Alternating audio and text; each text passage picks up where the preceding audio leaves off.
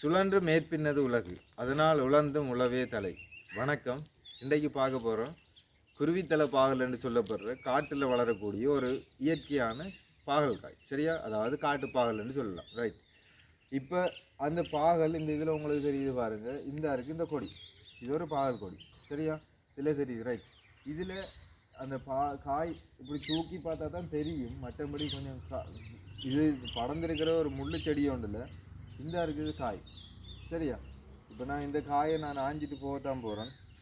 நான் வீட்டை கொண்டு போனால் சமைக்கிறதுக்கு பயன்படுத்தலாம். அப்படியே வாங்க. இது மேலே படர்றது மட்டும் இல்லை, இது கீழே நிலத்திலையும் படருது. சரியா? சரி, இங்கே பார்த்தீங்கன்னு சொன்னால் இந்த நிலத்தில் படர்ந்துருக்கு. சரியா? நிலத்தில் படர்ந்துருக்குது. இதுலேயும் தாராளமாகவே காய் இருக்கும். உங்களுக்கு நான் இந்த காய் காட்டுறேன் எப்படி இருக்குதுன்றது. இல்லை காய் இருக்கணும். இந்த ஒரு பழம் ஒன்று பழுத்து அழுகி இருக்கு. இந்த இருக்குது காய். சரியா? ரைட்.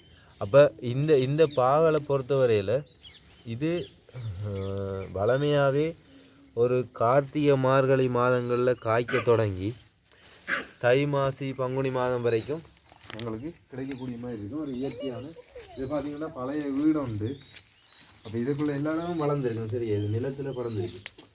நிலத்தில் படர்ந்துருக்கிறது தான் எடுக்கிறதுக்கு வசதியாக இருக்கும்.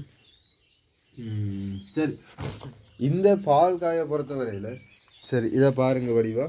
இந்த பாகல்காயை பொறுத்தவரையில் இந்த பாகல்காய் நோய் சர்க்கரை நோயை ஓரளவு கட்டுப்படுத்தும் மாதிரியும் பிளட் ப்ரெஷர் அது சம்மந்தமான சில மூலிகை இயல்புகள் இதுக்கு இருக்கிற மாதிரியும் ஒரு பேச்சொன்று இருக்குது. எனக்கு தெளிவாக தெரியலை.